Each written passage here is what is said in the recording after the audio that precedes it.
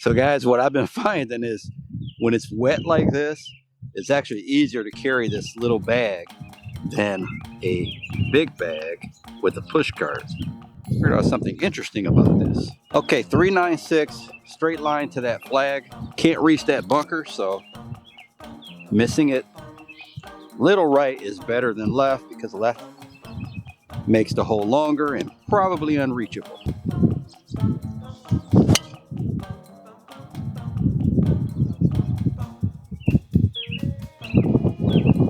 Okay, 206. So we had 396, so a drive of 190, pretty much 188 carry. For an edge about 185, so I'll go ahead and hit a mini driver.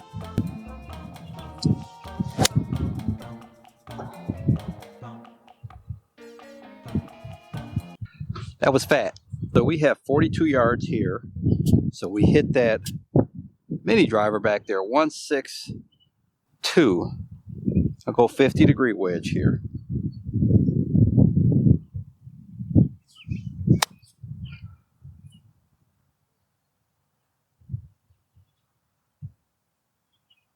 A little firmer than I thought.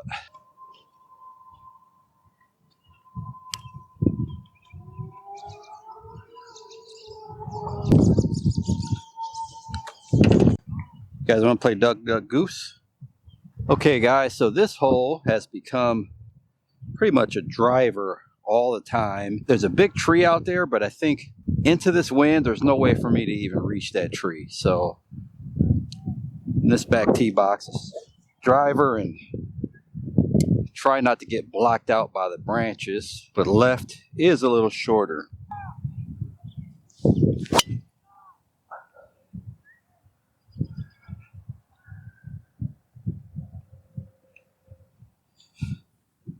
So we are directly into the wind, 142 to that flag. Pin's all in the back, so this is an island green. Since the pin is back, it's probably only 110 to carry the water.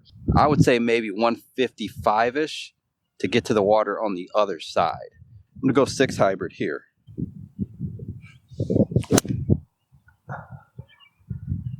Oh, high, so it's gonna be short. It's up there somewhere. So we are going to give everything a little extra today. 18 yards. I just hit that 6 hybrid, 124. Now it was into the wind. Didn't hit it great. But we're going to give it a little extra today.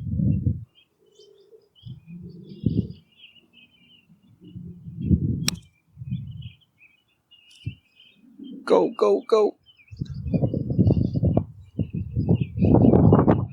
Off to a tough start here, guys, but let's make a good stroke on this one.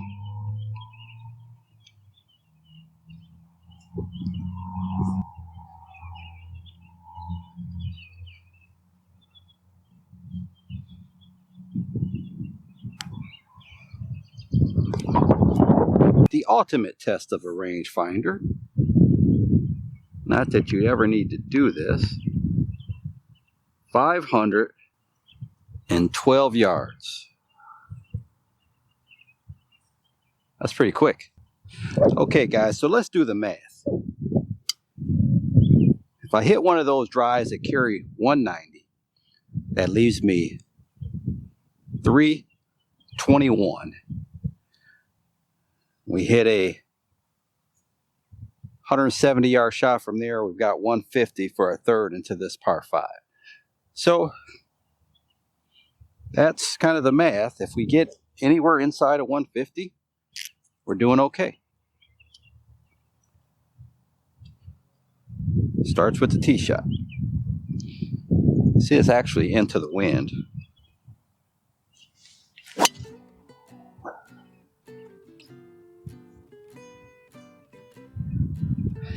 That was a little fade. That was a heel fade, trying to get a little more out of it. It definitely didn't go 190.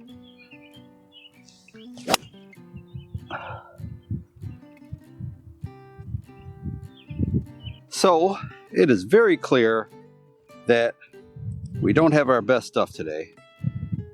So we're going to try to make our best decisions. 193, 191 to carry that bunker over there on the right, 175 to that bunker. We have trees left, so our only play is really to keep it short of that bunker. It's going to take a 6 hybrid up over the corner of these trees to try to keep it on the right side and just hit a little pitch shot into the green from there.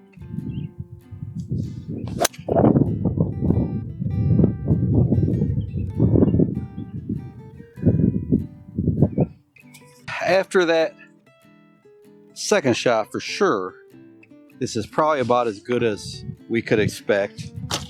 You know, wouldn't have made sense to try to get much closer than this. Keep it away from the trees. 45 yards. So today is kind of an example of when you're not striking it well, you just have to do the best you can to come in with a respectable score. You know, make smarter decisions. 45 yards, I'm not going to get cute with this. We'll just get up on the green, and if we hit it close, that would be a bonus. Even if I have a 20-footer coming back, I will take my most lofted wedge.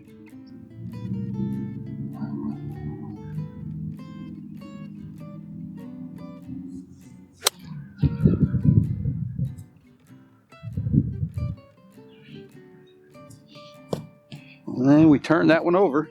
Starting to think this may be where I spend the most practice time before my qualifying tournament, maybe 40 to 60 yards or so. I think some of those long par fours, I'll have some shots in that distance.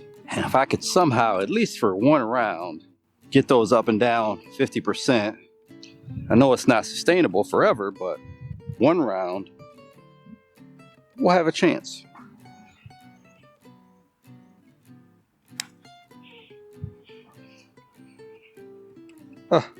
That one had a chance if I hit it. We move on, guys. We move on. 184. Any wind there is helping a little.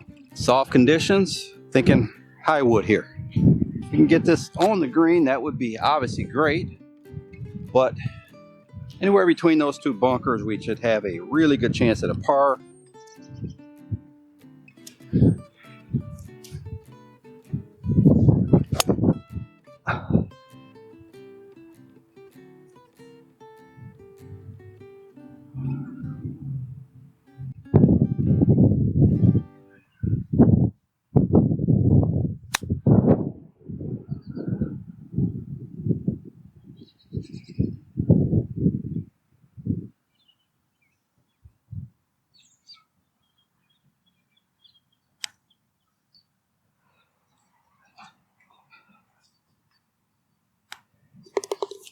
Let's keep plugging away, guys. 411 to that flag.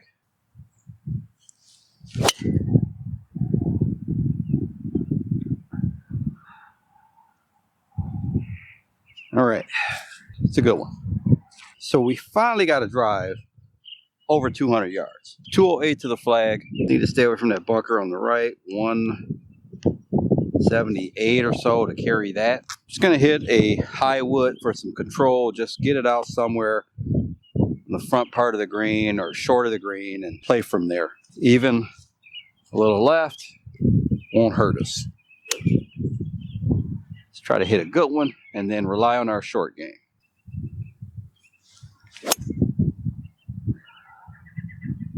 Fly ball, go. Okay, I think I'm gonna hit a 7-iron here, guys. Just chip it, play a little chip and run with it. Short, see if we can run it back to that hole.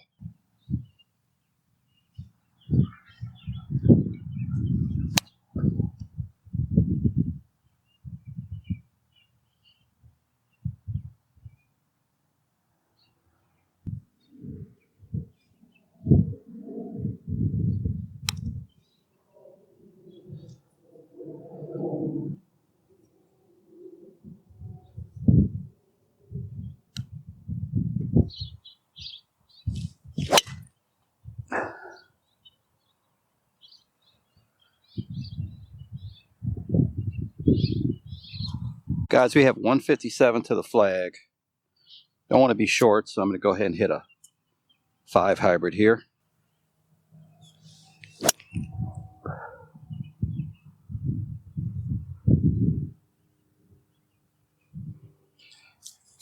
All right, it's about the first one we got past the flag. About 26 feet.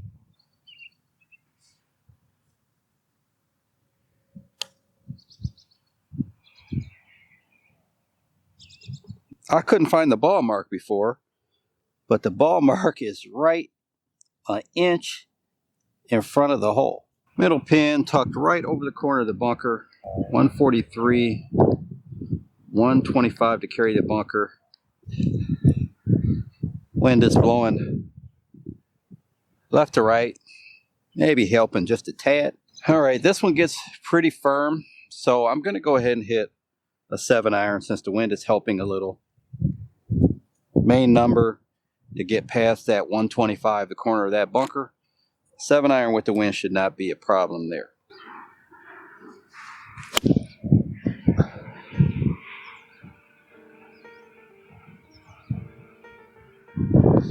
As I'm hitting cut shots with irons now. Oh boy. Okay, about 22 feet here, guys.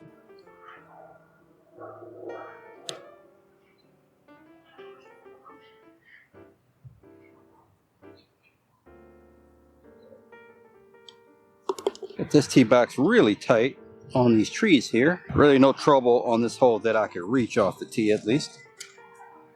Like most holes though, I guess.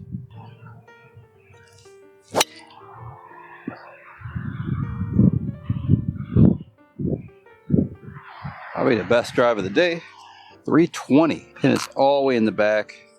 So this is another drive that probably carried in a neighborhood of 200 yards. I'll hit another high wood here, just trying to get in position. I really like the 4 hybrid to be my position club, but I'm so far back here to try to get a little more out of it. It's kind of a tight layup because you have bunkers on the right and then those trees on the left.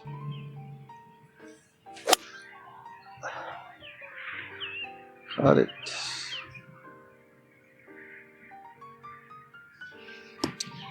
Cut it. All right, guys, we have 172 here. Probably 180 or so to get beyond the green. So I'm gonna hit another high wood here and I'm gonna make sure not to cut this one.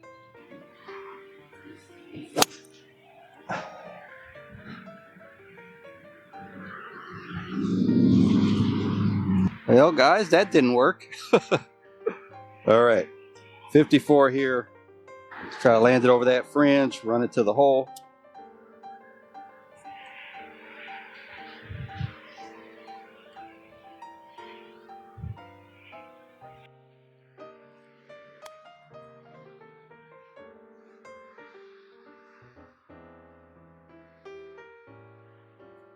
So one thing you don't want to do on this hole is hit it back here. And this ball rolled out uphill. Thought that was a lot better pitch shot than it ended up being. It's just super fast.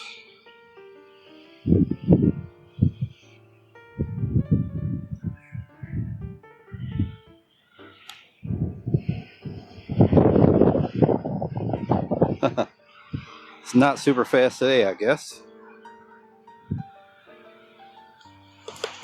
So guys, if there's anything to take from this 9, is simply play until the end. Don't quit. Just do your best. Don't abandon the strategy. Just keep on plugging away till it's over.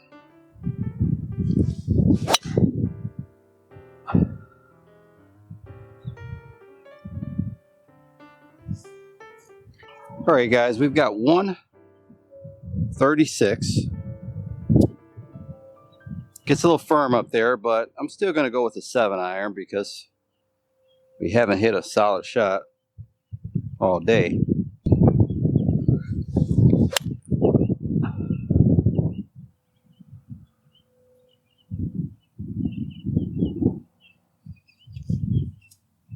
guessing the ball hit maybe on the fringe there and kick back here. It's always pretty firm. I need to start playing out here more because I used to really play well on this course. Tie my best round ever, 6 under here and at my home course long time ago, but I need to play out here more and try to play decent again.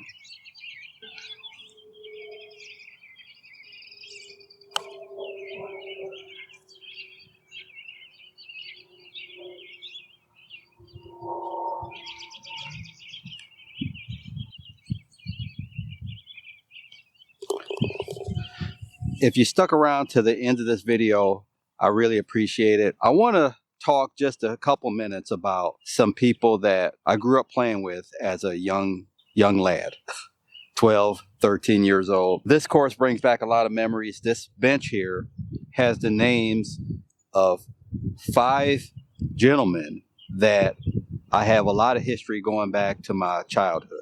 The first one, Jim Gant. I was good friends with his son, but Jim Gant Sr. I played a little golf with. He was a former Will County champion, a Joliet amateur champion, and he won countless amateur tournaments.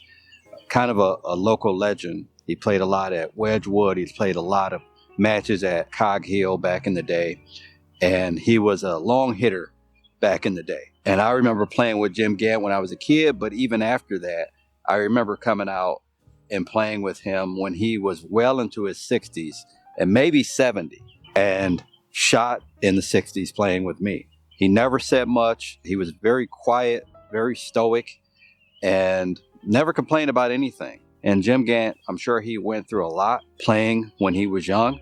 Never talked about it, just played his game and kicked a lot of butt. So Billy Hester was also a pretty good golfer in his time. A really nice gentleman. I've known him for a long time. I did financial planning back in the day, actually, and he was one of my clients, one of my tax clients. His son, David Hester, passed away a couple years ago, and we were really close. David was 13 years older than me, and I remember being 15, 16, 17 and having money matches with him.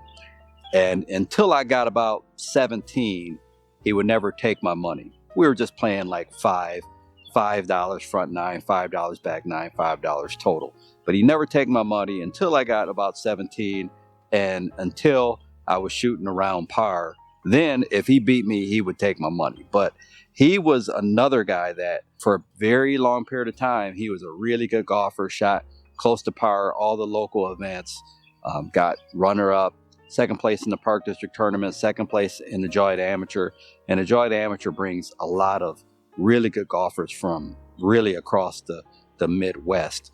So David, a good friend of mine, lost him a couple years ago, and just a really good guy and a really good golfer. His brother, Billy, I see him all the time, and Billy is probably the nicest guy I've ever met. Roy Range, I worked with Roy at Wedgwood back during college, and Roy was a guy that could really put a smile on your face, always joking around, just a really, really nice guy. And then Joe Gavin was probably the most avid golfer of avid golfers. Joe would play 300 rounds a year. He always tinkered with clubs. He would fix people's clubs, make sets of clubs. And Joe was a guy who, he didn't have to get any better. He didn't have to be a good golfer. He never really became a good golfer, but he would play 300 rounds a year and enjoy every bit of it. So I just wanted to take a few minutes. This bench brought back some memories of some of the people that I've seen pass away throughout the years. And I just wanted to talk about that a little bit, guys. So I think the only thing I have to say is let's just remember, when people get too serious about golf and they're throwing clubs and they're arguing over a missed putt or a gimme and all of this stuff, let's remember, it's supposed to be fun. It's supposed to be a game. I want you guys to play the best strategy you can play. I just played a horrible 9 holes, but I'm not going to think twice about it. I'm going to enjoy every bit of this time that we have, because we don't know when we're going to take our last breath. So guys, I want to say I appreciate you. If you're still watching this, then you are definitely my core viewer. You are, I really appreciate you. So if you enjoyed the video, like, comment, subscribe. Until next time, Mr. Short Hitter, out. 5 holes to go, just play 13.